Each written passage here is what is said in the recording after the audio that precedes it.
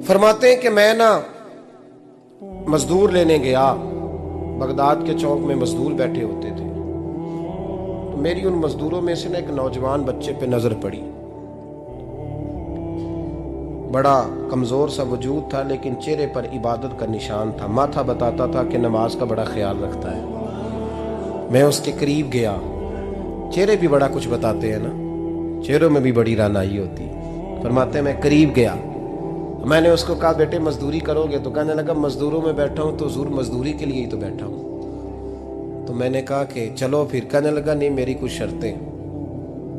मैंने कहा बताओ। कहने लगा पहली शर्त यह है कि लोग 4 दिनार दिहाड़ी लेते हैं, मैं 3 दिनार लूँगा। मैंने कहा यार भाई तो बड़ी बेहतरीन है, बाकी भी इस तरह की रख ले।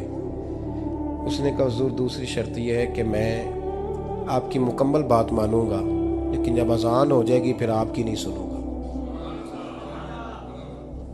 तीसरी बात उसने ये की कि हुजूर मैं आपके घर में काम करूंगा पर आपके किसी सवाल का जवाब नहीं दूंगा।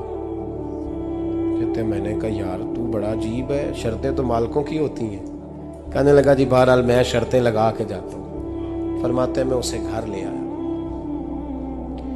काम मैंने उसको बताया तो जो काम मजदूर सारे दिन में करता है ना, उसने 2 घंटे में ही कर दिया। हमारे मजदूर सिगरेट पीने में भी तो आधा घंटा लगाते हैं, वो चाय पीने जाएं तो पौना घंटा। वहां उनको भी तो दयानतदारी करनी चाहिए कि नहीं करनी चाहिए? ने मुआहदा किया है ना जी, तो पूरा उतरना चाहिए ना।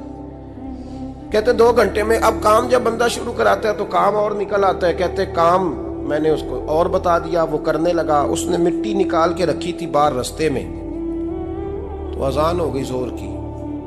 उसने वहीं कुदाल छोड़ी कही और चलने लगा। तो मेरा बेटा कहने लगा इसको जरा बराबर कर दो। कहने लगा चुप कर जा, तेरे बाप से बात हुई थी। जब अजान होती है तो मैं किसी और की नहीं सुनता, सिर्फ अल्लाह रसूल की सुनता हूँ। कहते हैं मस्जिद चला गया, नमाज पढ़ के आया तो दोपहर का वक्त था। मेरी बीबी कहने लगी इसको को खाना खा ले। कहते हमने कहा खाना खा लो। तो कहने लगा मैंने रोज़ा रखा हुआ, रमज़ान भी नहीं था, नफली रोज़ा रखा हुआ। फरमाते हैं शाम हुई, मैंने 3 दिनार दिए। तो मैंने कहा तेरा नाम क्या है? कहने लगा मैंने आपसे कहा था मैं किसी सवाल का जवाब नहीं दूंगा। तो वो चला गया। अगले दिन मैं फिर लेने गया उसे, काम कुछ और निकल आए। तो लोगों ने बताया वो सिर्फ हफ्ते वाले दिन आता है। मैंने कहा क्यों? कहने लगे जी वो कहता है मेरा हफ्ते का खर्चा 3 दिनार है, जब 3 दिनार कमा लेता हूं तो बाकी सारा टाइम अल्लाह रसूल की जिक्र में गुजार दिया करता हूं। फरमाते हैं जी अगले हफ्ते मैं फिर लेने गया। मैंने पूरा हफ्ता इंतजार किया कि काम उसी से कराना है। मैं जब गया तो मैंने कहा चलो। कहने लगा मेरी शर्तें याद है ना? और मैंने कहा याद है भाई, साथ चल। फरमाते हैं काम कराया। 2-3 हफ्ते वो आता रहा। एक हफ्ते में गया तो लोगों ने कहा हुजूर आज नहीं आया। क्यों? कहने लगे बीमार हो गए। कहाँ घर है? कहने लगे बगदाद के कब्रिस्तान के पीछे जो कच्ची आबादी है उसमें रहता है। फरमाते मैं गया, दरवाजे पे दस्तक दी तो कहने लगा हुजूर आप हैं? दरवाजा खोला है, आ जाइए। फरमाते हैं मैं अंदर गया तो मैंने कहा तुम्हें कैसे पता चला मैं आया हूँ? कहने लगा हुजूर अल्लाह वाले हो, आप नहीं आना था, वरना अमीर तो गरीबों का पता लेने कोई नहीं आते। कहते मैं करीब गया तो कहने लगा मैं आपका इंतजार कर रहा था, तेज बुखार है, तप रहा। जेब से कुछ पैसे निकाले। कहने लगा ये पैसे रख लें। एक अंगूठी निकाली। कहने लगा हुजूर आज रात को मेरा इंतकाल हो जाएगा, इन पैसों का कफन खरीद के सुबह जनाजा पढ़ के मुझे दफन कर देना, और जब दफन करो तो ये अंगूठी लेके असर के बाद हारून रशीद के पास जाना। आप उसे कहना मैंने मिलना है, पर वो आपको टाइम नहीं देगा। आप उसको आवाज दीजिएगा कि तेरी एक अमानत है मेरे पास। फिर वो आपसे मिलेगा तो अंगूठी दे दें, फिर आप मेरी तरफ से फारिग हैं। हजरत फरमाने लगे तेरा नाम? और कहने लगा हुजूर वक्त थोड़ा है, आज रात मैंने जाना है, बड़ी लंबी माफ़ी मांगनी है रब करीम से, अगर मुनासिब समझे तो मुझे अपने रब से तन्हाई कर दे दे।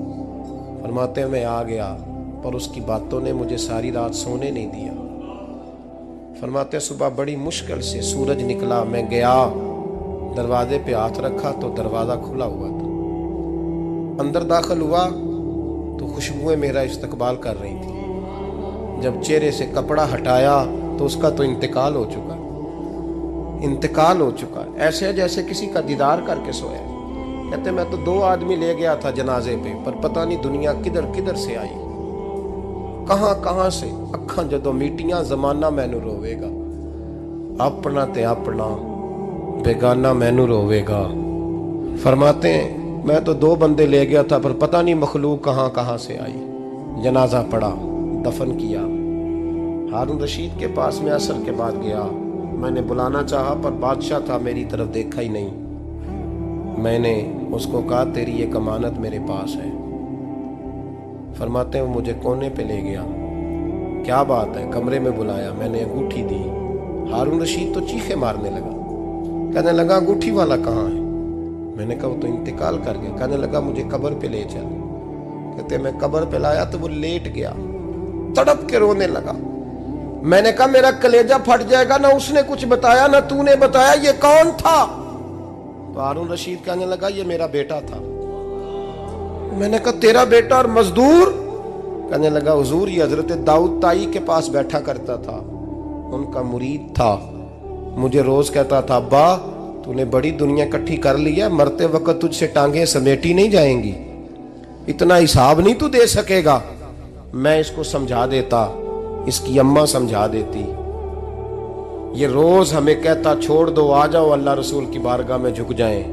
हम समझ। एक दिन ये चला गया, कहने लगा फिर तुम्हारा रास्ता और है और मेरा रास्ता और है। ये सोने की अंगूठी गलती से इसके पास रह गई, गलती से हीरे की अंगूठी चली गई। कहने लगा देखो मेरे बेटे ने आज वो भी वापस कर दी है।